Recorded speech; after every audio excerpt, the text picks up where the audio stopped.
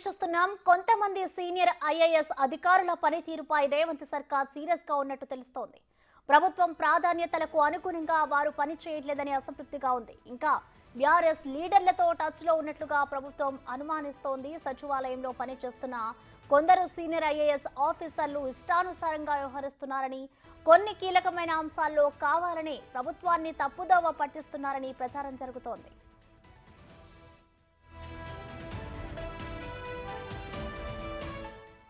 సమస్యల్ని పరిష్కరించాల్సిన ఆఫీసర్లే కొత్త ప్రాబ్లమ్స్ ను క్రియేట్ చేస్తున్నారనే అసహనం ప్రభుత్వంలో నెలకొంది. ఏదైనా సమస్య ఏర్పడితే వెంటనే గుర్తించి సాల్వ్ చేయడంలో విఫలమవుతున్నారనే అభిప్రాయాలు వ్యక్తమవుతున్నాయి. మరికొందరైతే వారి సొంత ఎజెండాతో నిర్ణయం తీసుకుంటున్నారనే డిస్కషన్ కూడా జరుగుతోంది. అందువల్లే ఇటీవల సీఎం రేవంత్ అన్ని శాఖల అధికారులతో సమావేశం నిర్వహించి ప్రభుత్వ ప్రయారిటీలను వివరించారు. వాటికి అనుగుణంగా పనిచేయాలని, నిర్లక్ష్యంగా ఉండే ఆఫీసర్లపై చర్యలు తప్పవంటూ స్మూత్ వార్నింగ్ ఇచ్చారు.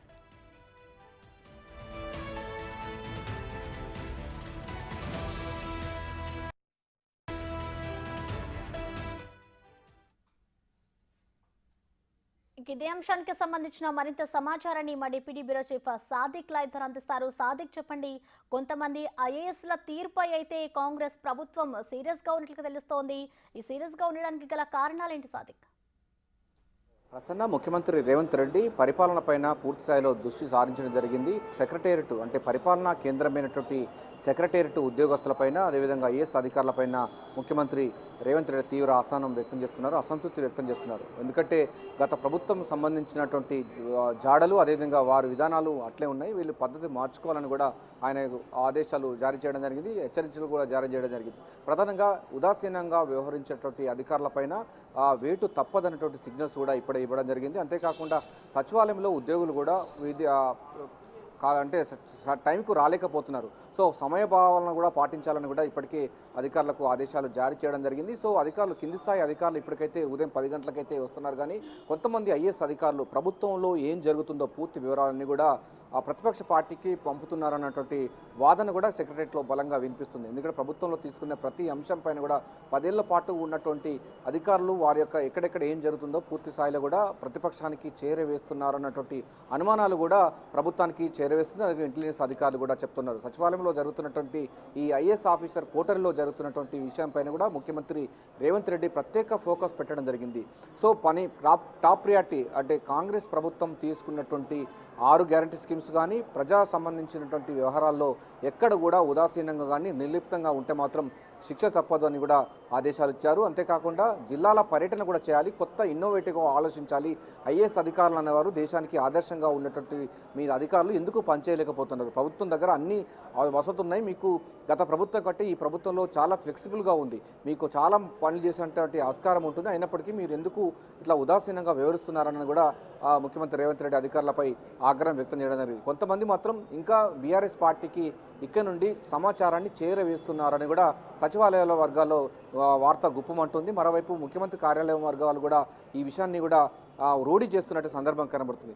అటువంటి అధికారులను కూడా ఇప్పుడు ఏరివేసేందుకు కూడా ప్రభుత్వం అయితే సిద్ధమవుతుంది. వారిని ట్రాన్స్ఫర్ చేయాలా లేకపోతే ఎట్లా చేయాలన్న పైన కూడా ఒక చర్చ జరుగుతున్నట్టుగా తెలుస్తూ ఉంది. అయితే పరిపాలన పైన పూర్తి స్థాయిలో దృష్టి పెట్టినటువంటి రేవంత్ రెడ్డి అధికారులకు సంబంధించి దాంట్లో స్ట్రీమ్లైన్ చేస్తూ ఉన్నారు. మరోవైపు సెక్రటరియట్కు ఆలస్యంగా వచ్చేటువంటి ఉద్యోగులపైన చర్య తీసుకోవాలని కూడా ఆగస్టు 15వ తారీఖు ప్రభుత్వం ఇప్పటికే 2 లక్షల రుణమాఫీ ఇస్తామని చెప్పింది. సో అది టాప్ ప్రియారిటీ కనుక దాని తర్వాత ఇక ఉద్యోగులకు సంబంధించిన విషయాల్లో మాత్రం చాలా కఠినంగా వివరిస్తాం. ఎవరైతే జాబ్ రూల్స్ ప్రకారంగా నడుచుకోవాలి, సెక్రటరియట్కి ఎప్పుడంటే అప్పుడు రావడానికి వీల్లేదు. అదేవిధంగా చాలా సమస్యలు ఉన్నప్పటికీ ఉద్యోగులు ఎవరు కూడా స్పందించడం లేదు. మంత్రులు ఉన్నప్పటికీ కింది స్థాయికి సంబంధించిన ఉద్యోగులు లేకపోవడం పట్ల కూడా ఆగ్రహం వ్యక్తం చేస్తున్నారు సంబంధిత మంత్రులు. ఇప్పటికే పొంగులేటి శ్రీనివాసరెడ్డి ఆకస్మిక తనిఖీలో అదే బయటపడింది. అధికారుల తీరుపైన ఆగ్రహం వ్యక్తం చేయడం జరిగింది. ఆ తర్వాత R&B మంత్రి కోమటిరెడ్డి వెంకరెడ్డి కూడా వచ్చినప్పుడు కూడా కానీ సరైన సమాధానం చెప్పకుండా అధికారులపైన ఆగ్రహం వ్యక్తం చేయడం జరిగింది. చదువుకున్నారా, చదువుకోకుండానే మీరు ఇక్కడికి వచ్చారని కూడా ఆయన ఆగ్రహం వ్యక్తం చేయడం జరిగింది. దీంతో పాటుగా మనకు తుమ్మల నాగేశ్వరరావు కూడా వ్యవసాయ శాఖ సంబంధించిన అధికారులతో అధికారులకు సంబంధించిన కార్యాలయానికి వెళ్ళినప్పుడు అక్కడ 11 గంటలైనా కూడా ఎవరు రాకపోవడం పట్ల కూడా అసహనం వ్యక్తం చేయడం జరిగింది.